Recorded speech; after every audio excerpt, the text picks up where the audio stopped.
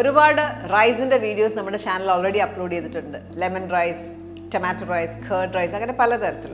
ഇന്നത്തെ വീഡിയോയിലും ഞാൻ ഷെയർ ചെയ്യുന്നത് റൈസിൻ്റെ പ്രിപ്പറേഷനാണ്, കോക്കനട്ട് റൈസ്. വളരെ എളുപ്പത്തിൽ ഉണ്ടാക്കാവുന്ന ഈ കോക്കനട്ട് റൈസ് എങ്ങനെയാണ് ഉണ്ടാക്കുന്നത് നമുക്ക് കാണാം. ഞാൻ Mahima Simon, welcome to Mahima's cooking class.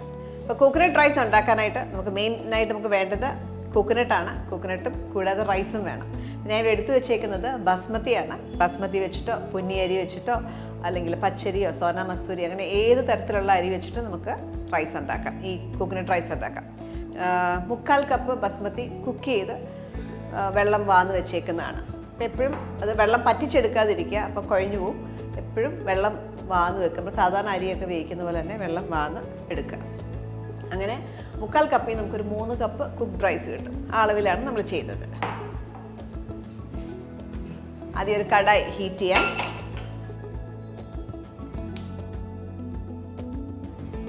ഇതിലേക്ക് കുറച്ച് വെളിച്ചെണ്ണയാണ് ഈ ഒരു റൈസിന് നല്ലത്.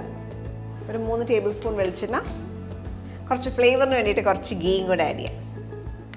നെയ്യും കൂടെ ഒരു 1-2 ടീസ്പൂൺ ചേർക്കാം.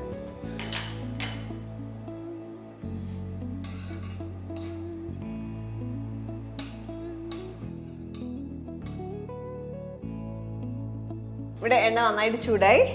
ഇതിലേക്ക് നമുക്ക് ഒരു 3/4 ടീസ്പൂൺ കടുക് ചേർക്കാം. കടുക് പൊട്ടി തുടങ്ങുമ്പോൾ നമുക്ക് 2 മുളക്, വറ്റൽ മുളക് കീറി ഇടാം. ഇതിനൊപ്പം തന്നെ ഉഴുന്ന് പരിപ്പ് 1 ടീസ്പൂൺ, കടലപ്പരിപ്പും 1 ടീസ്പൂൺ. ഇത് കരിഞ്ഞു പോകാതിരിക്കാൻ ശ്രദ്ധിക്കുക. ഇതിലേക്ക് ഒരു 1/2 ടീസ്പൂൺ ഇഞ്ചി പൊടിയായിട്ട് അരിഞ്ഞത്, പച്ചമുളക് എരിവ് കണക്കാക്കി ഉപയോഗിക്കാം. ഞാൻ 1 പച്ചമുളക് യൂസ് ചെയ്യുന്നത്. ഇഞ്ചി ഇടുമ്പോഴത്തേക്ക് നല്ലൊരു മണമാണ്. ഇനി ഇതിലേക്ക് കാഷ്യൂനട്ട് ഉപയോഗിക്കാം, അണ്ടിപ്പരിപ്പ് ഉപയോഗിക്കാം. അണ്ടിപ്പരിപ്പോ അല്ലെങ്കിൽ കപ്പലണ്ടിയൊക്കെ ഉപയോഗിക്കാം. ഞാനൊരു 2.5 ടേബിൾ സ്പൂൺ ചേർത്തിട്ടുണ്ട്. നമ്മുടെ ഇഷ്ടം അനുസരിച്ച് ഉപയോഗിക്കാം. നന്നായിട്ട് കാഷ്യൂനട്ടൊക്കെ കടിക്കാൻ ഇഷ്ടമുണ്ടെങ്കിൽ കൂടുതൽ ചേർക്കുക. ഇതൊന്ന് ബ്രൗൺ കളറാണ്. കാഷ്യൂനട്ട് ഒന്ന് ബ്രൗൺ കളർ ആകുന്ന വരെ ഒന്ന് വഴറ്റിയെടുക്കുക. ഇതിലേക്ക് നല്ലൊരു പിടി കറിവേപ്പിലയും കൂടി ഇടാം.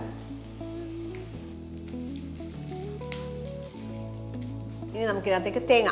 ഇവിടെ എടുത്ത് വെച്ചേക്കുന്ന 3/4 കപ്പ് തേങ്ങയാണ്.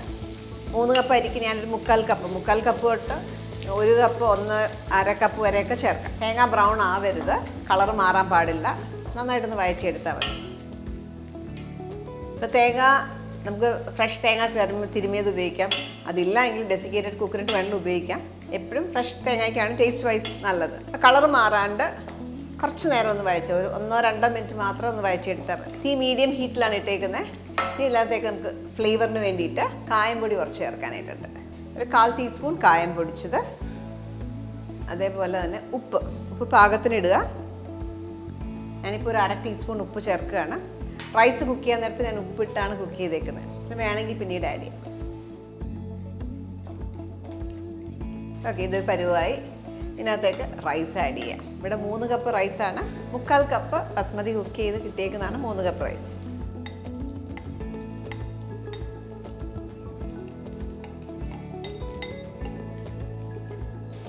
നന്നായിട്ട് മിക്സ് ചെയ്തെടുക്കുക.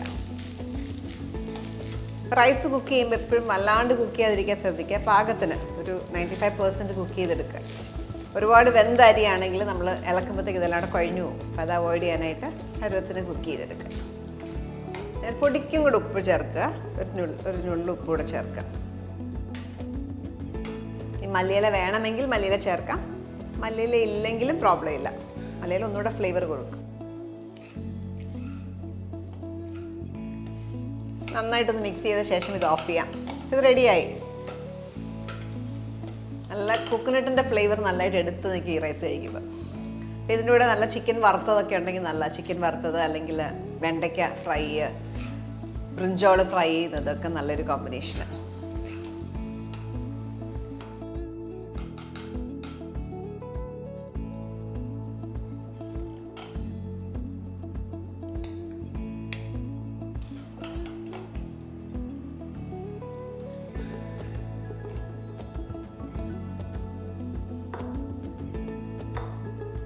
തേങ്ങാ സാദം അല്ലെങ്കിൽ കോക്കനട്ട് റൈസ് വളരെ എളുപ്പത്തിൽ നമുക്ക് ഉണ്ടാക്കാൻ പറ്റുന്നൊരു ഡിഷാണ്.